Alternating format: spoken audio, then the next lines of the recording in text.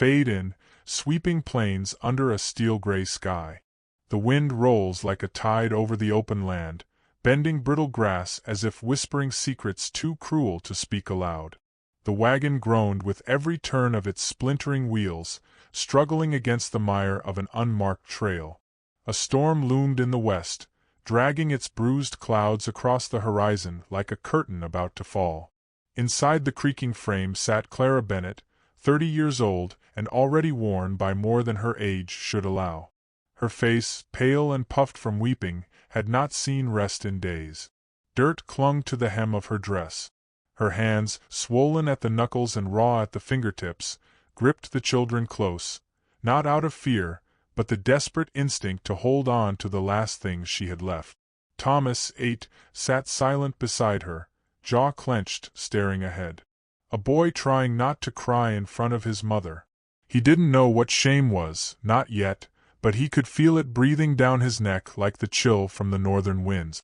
On Clara's other side was little Elsie, barely 5, asleep against her mother's arm, cheeks flushed from a low fever. Clara winced as the wagon jolted over a buried stone. She checked the knot on the bundle beside her. Dry bread, a scrap of salt pork, 1 canteen of water. Enough, maybe, for 2 more days. Not enough for 3 souls heading nowhere. The sky rumbled, and rain began to fall, not with violence but with slow, cold precision. It soaked her bonnet, slicked her skin. Her husband hadn't even given her time to pack proper coat. Her husband, William. He had stood at the porch with his second bride, younger and as lean as spring wheat, her hands folded like a church girl's, eyes filled with victory. William didn't meet Clara's gaze when he said the words. "This house ain't yours no more." No apology, no hesitation, just a flat voice and a glance away, as if Clara had been some loose fence post finally pried from the earth. She hadn't screamed. Not in front of the children. She had walked, taken the wagon, her dowry cart from years ago, and packed what she could carry. He didn't stop her. Didn't even look. Now she wondered if she should have fought harder. But that thought brought no comfort, only a sharp twist of self-blame that had become as constant as her heartbeat. Lightning cracked across the distance, momentarily illuminating a lone hawk circling in the air above. The wagon hit a rut. A sharp snap followed. The front right wheel fractured clean through. The wagon lurched sideways, nearly toppling. Thomas yelped and braced himself, and Elsie stirred awake with a startled cry. Clara climbed down, her knees stiff and aching. She looked at the broken wheel. No tools. No help. No road. Just prairie grass and a biting wind. "I'll fix it," she whispered more to herself than them. She tried. She failed. An hour passed. Then 2. They huddled beneath the wagon as the storm arrived in full. The children shivered. Clara wrapped them in her shawl, tucking it close with trembling fingers. Her dress was soaked through. Her bones ached with a chill that felt more like surrender than weather. She rocked Elsie softly, singing what was once a lullaby, though the melody cracked under the weight of her dry throat. Then came the wolves. They didn't howl, not at first. Just shadows circling in the dusk. Watching. Hungry. Clara built a fire with the last match. It sputtered weakly under the damp kindling. But it held. For a little while. She pressed her children closer and whispered stories from when she was a girl in Virginia, stories of peach blossoms and quiet summers and a mother who used to hum while kneading bread. Thomas listened. Elsie slept. Clara stayed awake the whole night. By morning, the fire was ash and the wind had changed. Clara stood, bones stiff and face hollow, and stared out across the endless prairie. The wheel was still broken. There would be no miracle from the road. No wagons passed this way. They hadn't for years. And then her knees gave out. It happened so suddenly she didn't brace for the fall. Her body hit the damp ground with a thud and her vision blurred. She couldn't breathe. Fever. Exhaustion. Maybe heartbreak. Maybe all 3. She clawed at the earth to stay conscious, hearing her children cry somewhere above her. Her last thought before the dark took her was not of William, not of what he had done, but of what she still had to do. I can't leave them. The wind shifted again. Then came the sound of hooves.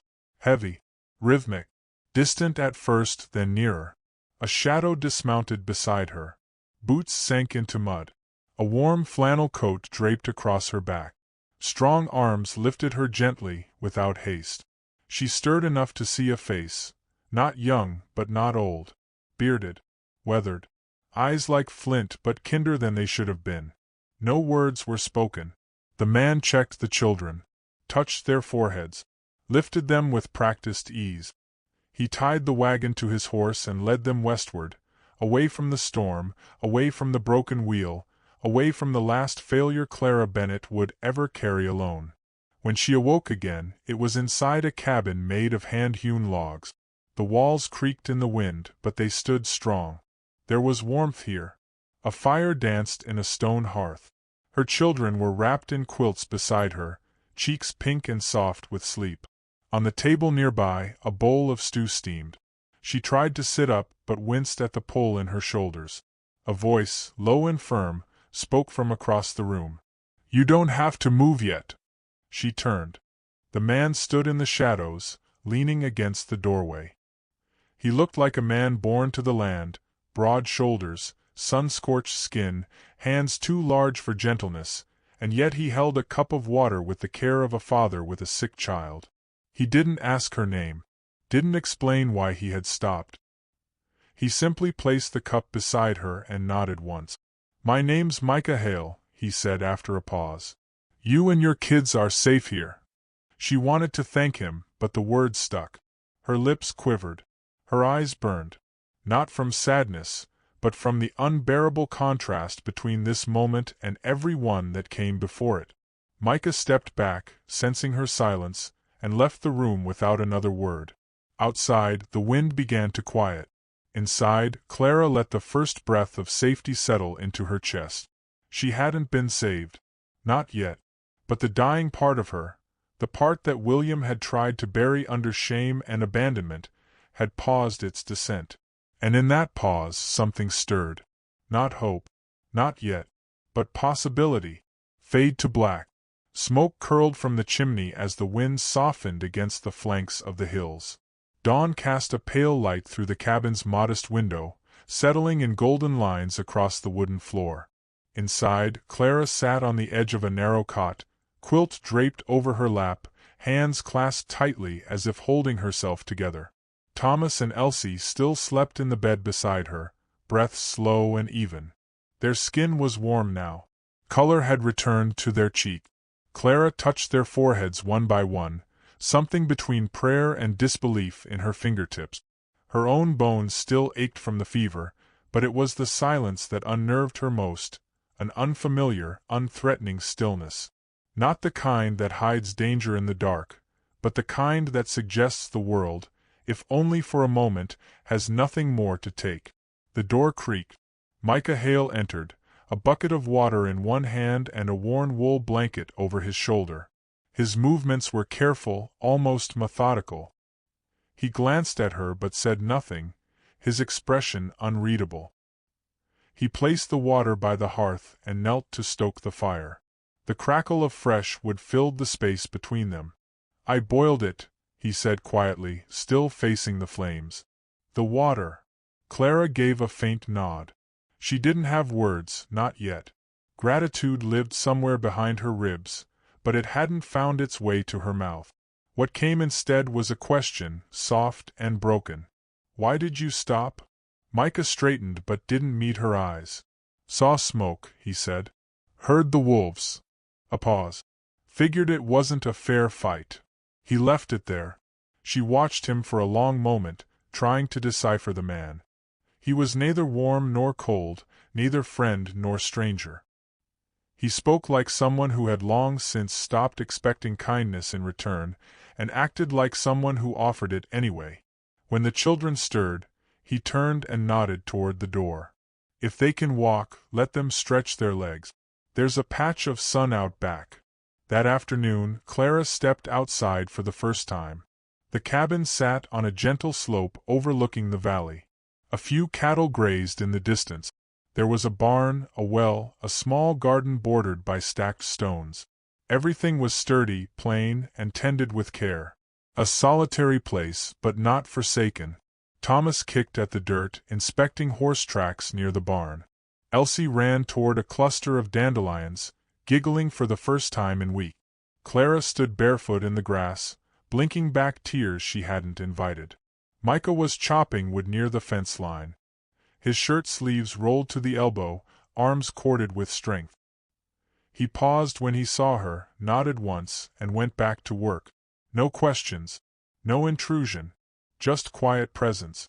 That night, Clara insisted on helping with dinner. Her hands shook as she peeled potatoes. She burned her wrist on the stove. But when Micah sat down to eat, he said simply, "It's good." And he meant it. She began to find rhythms in the unfamiliar. Feeding chickens, sweeping the porch, washing her children's clothes in the cold creek water. Her body protested at first, unused to the work, heavier than it once had been, but each task pulled her further from the shadow William had left behind. Micah watched without hovering. When Thomas asked if he could help with the horses, Micah handed him a brush. When Elsie wandered too close to the woodpile, he gently redirected her without scolding. He spoke sparingly but never harshly. Days passed. Then, one morning, Clara found a book on the porch bench. Leather-bound, worn but well kept. A small note folded inside. "Your boy might like the stories." There was no signature. Thomas read aloud that night by candlelight. Clara watched him and smiled. Not because she felt joy, exactly, but because joy no longer seemed impossible. Still there were questions. About Micah. About the rifle he cleaned in silence some nights, the scars that peeked beneath his shirt collar, the way he scanned the horizon more often than he needed to. One evening, while Clara hemmed one of Elsie's dresses, Thomas returned from the barn with wide eyes and a whisper. "Ma, there's bullet holes in the door out there." Clara looked at him, then at Micah, who stood in the doorway, jaw set, gaze steady. She didn't ask. He didn't offer. But the silence between them was no longer empty. She understood something then. Micah Hale hadn't just stumbled upon them. He knew what it meant to be hunted by the past. That night, Clara stepped out into the cold and found him standing by the corral, staring at the stars. "You run from something?" she asked, voice careful. Micah didn't flinch. Didn't lie. "No," he said. "Not anymore." She waited. He said nothing more. But the space he left was not a dismissal, it was an invitation. To take comfort without explanation. From that day forward, the unspoken arrangement grew into something sturdier. Not friendship, not yet, but trust in the making. Clara began to hum again while she worked. Her steps grew surer. She mended a saddle strap without being asked. Made stew with dried beans and venison that brought a rare smile to Micah's lips. On a clear morning, he brought her a pair of boots he'd repaired himself. "They'll hold better than those," he said. Clara accepted them with a nod. But her eyes said more than words could. She had stopped waiting for someone to save her. But she had not expected someone to simply stand beside her while she saved herself. One afternoon, she found Thomas by the creek, holding a fishing rod Micah had carved for him. Elsie was braiding flowers into the tail of the barn cat, who bore it with impressive patience. Clara sat under the tree nearby, sunlight warming her back, and exhaled without fear for the first time in weeks. The wind rustled the leaves above her. And in that wind, she no longer heard judgment. Only space. She looked toward the ranch house, where Micah stood repairing a fence, sweat darkening the brim of his hat. He glanced up, met her gaze, and gave a short, almost imperceptible nod. She returned it, then looked away, a small smile forming at the corners of her mouth. Safety, she realized, wasn't loud. It didn't knock or shout or promise. It simply stayed. And for now that was enough. Fade to dusk. Crickets chirp. A coyote howls in the far distance, closer than before. The sun hung low, bleeding orange light across the prairie as the wind swept dust over the ridge. The days had grown longer and warmer, and with them came a rhythm that felt almost like peace. Clara now moved through the cabin like it belonged to her. She tended the garden without hesitation, guided the children through their chores, and no longer flinched when the wind slammed the shutters at night. Micah had begun teaching Thomas how to shoot. It wasn't formal, just quiet moments near the edge of the field. Micah showing him how to balance the rifle, how to breathe before squeezing the trigger. Clara watched from a distance, arms crossed, nervous at first. But Micah had a way of making even danger seem steady. Elsie had claimed a corner of the barn for her dolls, which Clara had stitched together from scrap cloth. Every morning, she dragged Micah out to see the newest one. He never refused. There were moments now when Clara found herself laughing, real laughter, full and unguarded. It startled her the first time. Then it warmed her, like sunlight after too long in the dark. But the prairie was never without shadows. Micah came back late one evening, his jaw tight and a fresh scratch trailing down his cheek. He didn't speak when Clara asked where he'd gone. He simply poured water over the wound, stitched it himself at the kitchen table, and threw the bloody rag into the fire. Clara didn't press him. But that night, she moved her cot closer to the children's and didn't sleep until dawn. The next morning, Micah handed her a small pistol. "You ever use one?" he asked. Clara hesitated. No. He showed her how to hold it, how to aim, how to shoot. Not because he wanted to frighten her, but because he knew something was coming. She could feel it too. In the way he glanced over his shoulder more often. In the way the horses grew restless at night. It came on the third night. A low whistle broke the silence outside. Not the wind. Not an animal. A man's signal. Micah was already at the window, rifle in hand, his silhouette like stone. "Get the kids. Get down." Clara didn't ask. She gathered Thomas and Elsie in a breath, pulled them beneath the bed, and wrapped her arms around them. Their small bodies trembled against hers. From outside came footsteps, 4, maybe 5 men. Boots scraping on gravel. Voices too low to make out. Then a call. "Well now," someone drawled. "You still playin' house, Hale? Or just collectin' strays again?" Micah didn't answer. "You know why we're here. Flint wants what you owe. And you know Flint, he don't wait long." The silence that followed was heavier than gunfire. Clara could feel it pressing against the walls, against her chest. Micah opened the door. He stood framed in the doorway, rifle steady, eyes cold. "You want a debt, you bring it to me. You touch the woman or the kids, I bury every last one of you." A laugh echoed through the dark. "She ain't yours, Micah. Ain't never been. Neither are the brats. They're just leverage." Micah fired. The shot rang out sharp and immediate. One man fell. Chaos erupted.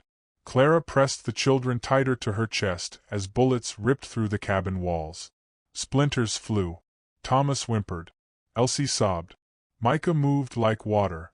Calculated. He fired again, dropped to one knee, reloaded. Another shot. Another man down. But the attackers weren't amateurs. They flanked the cabin. One smashed a window and lobbed a flaming rag inside. The curtains caught instantly. Micah shouted, "Out the back!" Clara didn't wait. She pulled the children through the crawl space beneath the pantry, out through the hatch Micah had carved months ago but never explained, until now. The cool night air hit her face as she emerged behind the cabin. Smoke curled above. Flames licked the roof.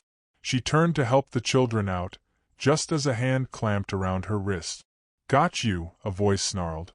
A stranger, tall, bearded, stinking of whiskey, jerked her upright. Clara twisted, kicked, but he yanked her back by the hair. "You're gonna fetch a fine price for Flint." Before he could drag her farther, a rock flew and cracked against his temple. Thomas, face white with rage, stood 10 feet away, holding another stone. The man roared, stumbling toward him.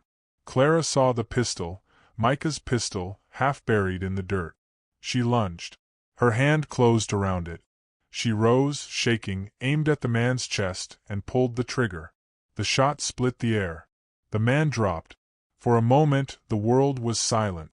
Clara stood, breath heaving, smoke curling around her. Thomas stared at her like he'd never seen her before. Then Micah appeared, limping, blood running down his arm. "You good?" he asked. Clara nodded once. "We're good." They didn't speak again as they fled toward the barn. But the fight wasn't over.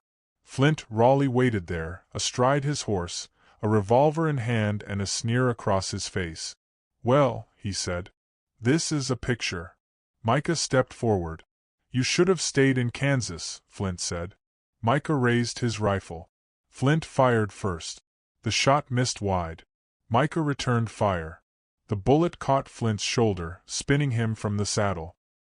He landed with a grunt, rolled, and came up kneeling, pistol shaking in his hand. "You think you're better than me, Hale?" Flint spat blood. "You're a killer who pretends he's a farmer." Micah didn't flinch. "I'm not pretending.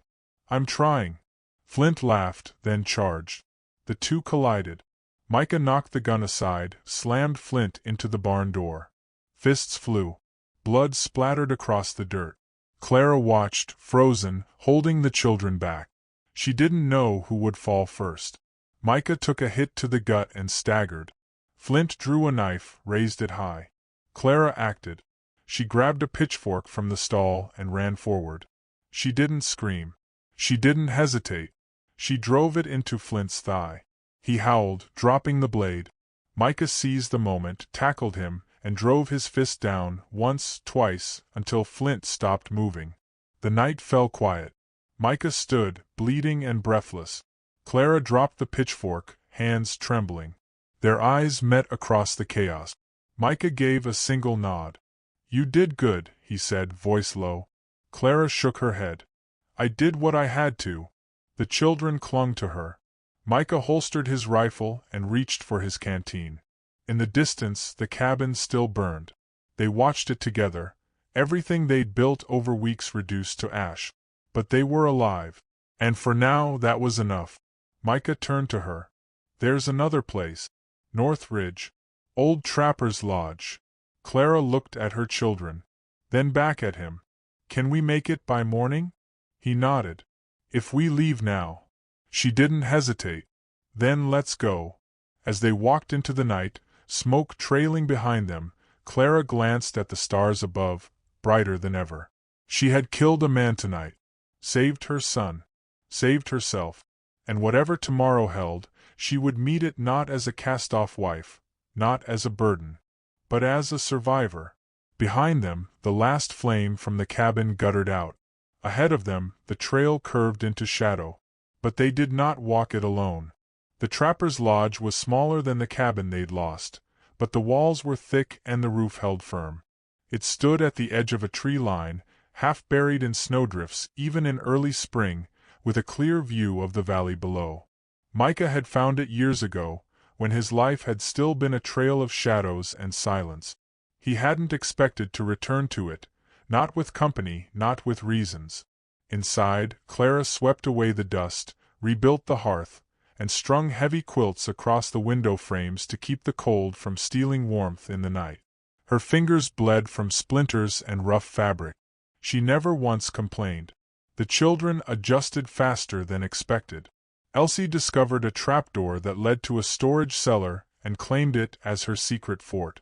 Thomas spent hours with Micah rebuilding the fence around the property, learning the weight of labor and the patience it demanded. Sometimes Clara caught Micah watching the boy work with a look she couldn't quite name, something softer than pride, deeper than affection. A kind of aching maybe, as if he recognized something of himself in Thomas, or perhaps wished he didn't. The wound in Micah's arm had festered during the journey. He wouldn't say it, but Clara saw the sweat on his brow and the way he favored the left side when he thought no one noticed. One night, while the children slept and wind battered the shutters, she boiled water, laid out her thread, and told him to sit. "I've had 2 children without a doctor. I can stitch a man." He didn't argue. He never did when her voice sounded like that. She cleaned the wound, then sewed with hands steadier than his. Her breath was close, her brow furrowed in concentration. He watched her face instead of the needle. The pain didn't bother him. The way she looked at him did. "I thought I knew what strength looked like," he murmured when she tied off the final knot. "Turns out I didn't." Clara didn't respond. She blew gently over the wound, then bandaged it and stood. "You're not dying tonight, Micah Hale. Don't make me fix you again." But her voice wavered just enough that he knew she feared exactly that. Weeks passed. The snow melted. Crocuses pushed through the soil like tiny fists defying the frost. Clara planted herbs near the back wall of the lodge. She taught Thomas how to trap rabbit. She read to Elsie at night by oil lamp. Micah watched all of it with a quiet awe that made him feel like a trespasser in his own life. One morning, as the mist curled low in the valley, Micah saddled his horse and rode out. Clara didn't ask where. She watched him go without question, though her chest ached with the weight of what she didn't say. He returned 3 days later. He was bruised, dust-covered. In his saddlebag, he carried a small lockbox and a folded deed. He placed them on the table beside her. "It's yours now, the land. What's left of the ranch. They won't come for it again." Clara stared at the papers, hands hovering. "I didn't ask for it," she said. "I know," Micah replied. "But you earned it." She didn't cry. She nodded, slow and sure. Something closed inside her. Something that had been open too long, raw and exposed. She felt it settle into stillness. That night, after the children had gone to bed, Clara stepped outside. The sky was a sheet of stars, so clear it made her breath catch. She heard Micah's steps behind her but didn't turn. "For a long time," she said, "I thought if I could just become smaller, quieter, more useful, he'd love me again. Or at least, he'd see me." Micah said nothing. "But now I see me. And I don't need him to." She turned. Her eyes shimmered, not with tears, but with something harder, sharper. "I need you to know," she continued, "that I'm not staying here because I need saving. I'm staying because I choose to." Micah nodded. He stepped forward.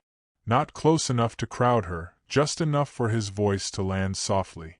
"You saved yourself, Clara. I just got out of your way." The wind stirred her dress around her ankles. She looked at him, really looked. The man who had once been only a silhouette in a storm was now the one thing that didn't shift beneath her feet. And yet still, there was no kiss. No sudden embrace. Just two people who had learned how to stand without leaning. That was enough. Until the storm came back. It struck just before dusk. A horse, riderless, came barreling down the ridge, its flanks lathered with sweat. It was one of theirs. Micah was already loading his rifle when Thomas burst through the door. "There's men, 3, maybe 4, down at the ridge. One had a badge." Micah paused, his hand tight on the barrel. "Badge?" Thomas nodded. "Said your name. Said he's U.S. Marshal now." Clara felt the cold return. Not fear. Readiness. Micah stood silent for a long moment, then exhaled. "His name's Porter. We served together once. Thought he died." "What does he want?" Micah looked at her, eyes flat. "He wants to erase loose ends. I'm one of them." He turned to Thomas. "You take your sister. Hide in the cellar. You don't come out until Clara says." Clara touched his arm. "And me." He looked down at her hand. "You're not hiding." The shots came just after twilight.